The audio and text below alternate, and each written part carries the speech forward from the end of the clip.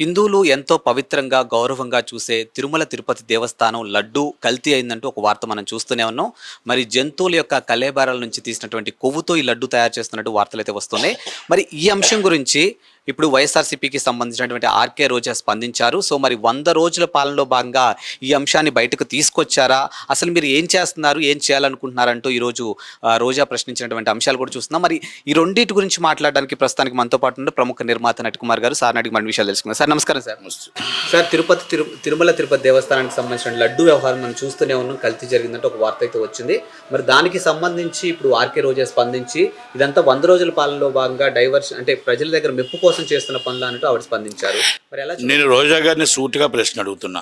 100 రోజు పాలనలో మన తోటి హీరోయిన్ 40 రోజులు చిత్రహింసలు పెట్టి ఈ chief minister supported is me government అమ్మ, మీ చీఫ్ మినిస్టర్, మీ ఐపీఎస్ ఆఫీసర్లు, మీ కుక్కల నాగేశ్వర గారు కొడుకు కుక్కల విద్యాసాగర్ గారు ఆ 80 సంవత్సరాల పిల్లల్ని నరకయాతన పెట్టి న్యూడ్ ఫోటోలు తీస్తుంటే, రోజా గారు నీ తోటి హీరోయిన్ మీరు సినిమాలో ఉన్నారు, ఆ అమ్మాయికి అన్యాయం జరుగుతుంటే ఒక్కరోజు కూడా ఇది తప్పు, ఇది కరెక్ట్ కాదు, మా పార్టీ చేసింది తప్పు అని ఒక్క మాట కూడా ఖండించలేదమ్మా. మీకు ఒక సాటి హీరోయిన్గా జాలి లేకపోతే లేకపోయింది, సాటి 80 సంవత్సరాల తల్లిదండ్రులను కూడా హింసలు పెడితే జాలి లేకపోతే జాలి లేకపోయింది. అంటే మన గవర్నమెంట్లో జగన్మోహన్ రెడ్డి గారు ఏమి చేసినా మీరు జిందాబాద్ అండవేనా? అంతేనా మీకు? జిందాబాద్ జిందాబాద్ జగనన్న జిందాబాద్. ఆ అమ్మాయి అన్యాయం చేయని, ఆ అమ్మాయి మానభంగం చేయని, ఆ అమ్మాయిని చంపిని జిందాబాద్. 100 రోజుల్లో ఒక ఐపీఎస్ని సస్పెండ్ చేశారు చరిత్ర.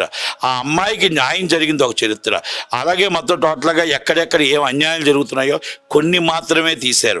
ఆ కొన్నిట్లో ఒక కల్తీ నెయ్యి ఆధ్యాత్మిక కేంద్రం వెంకటేశ్వర స్వామి ఇష్టదైవం చంద్రబాబు నాయుడు గారికి ఆయన ఎప్పుడు కూడా ఇదేం జరుగుతాయి అన్యాయం జరిగిందని చెప్పి ఆయన గొంతెత్తి చాటి అన్యాయం జరగకూడదు అనే ఆలోచనతో ఎంక్వైరీ చేయాలి. ధర్మారెడ్డి గారు, మీ రోజారెడ్డి గారు, కరుణాకర్ రెడ్డి గారు, సుబ్బారెడ్డి గారు, విజయ్ కుమార్ రెడ్డి గారు దాచుకున్నారు అంటే దాంట్లో సందేహం లేదమ్మా.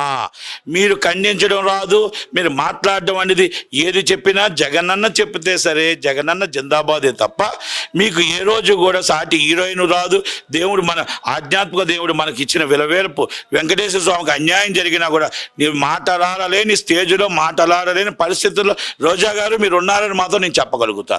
ఎందుకంటే అక్కడ కల్తీ జరిగిందనేది నిజం, అక్కడ టికెట్లు అమ్ముకున్నారనేది నిజం, మన డబ్బులు మొత్తం టోటల్గా రిఫండ్ ఇవ్వాల్సిన డబ్బులు కుంభకోణం జరిగిందనేది నిజం, 3 రూపాయల టికెట్లు 300 రూపాయల టికెట్లు 2000కు అమ్ముకున్నారనేది నిజం, విఐపీ దర్శనాలు 5000కు అమ్ముకున్నారనేది నిజం, అలాగే మనకి ఫ్రీ దర్శనం టోకెన్లు కూడా అమ్ముకున్నారు అనేది నిజం. ఇవన్నీ కూడా మన ఏదైతే చాలా చాలా ఉన్నాయి ఇంకా. కనుక దయచేసి ముందు ధర్మారెడ్డి గారిని, కొంతమంది సుబ్బారెడ్డి గారు అందరి మీద కేసు పెట్టి ఇన్వెస్టిగేషన్ చేసి ఆధ్యాత్మ దేవుడు వెంకటేశ్వర స్వామి శిక్ష కంపల్సరీ వేస్తాడు. లేట్ అయినా శిక్ష మాత్రం పడుతుంది. కనుక ఈలోగా ఎంక్వైరీ చేసి గవర్నమెంట్ సీరియస్గా తీసుకోవాలని, యాక్షన్ తీసుకోవాలని నా మనవి.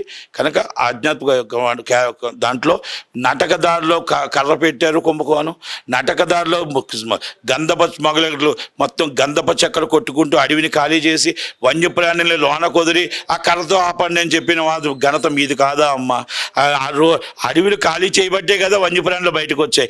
ఆ నాటకదారిలో మళ్ళీ కర్ర ఇచ్చారు, కర్రకు 300 అన్నారు, బయటకు తీసుకొచ్చి కిందకి ఇవ్వలేరు. కనుక ఇవ్వలేకపోతే ఆ డబ్బు కుంభకోణమే. కనుక ఎన్ని కుంభకోణాల్లో 5 సంవత్సరాలు జగన్మోహన్ రెడ్డి గారు అన్కో కంపెనీ చేసిందో తిరుపతిలో కూడా ఇదే అన్యాయం జరిగింది. కాబట్టి దాని ఎందుకనే చెప్తున్నాం, దయచేసి ఎంక్వైరీ చేసి వెరీ సీరియస్ యాక్షన్ తీసుకోవాలని నా మనవి. నాకు thank you very much. Thank you sir.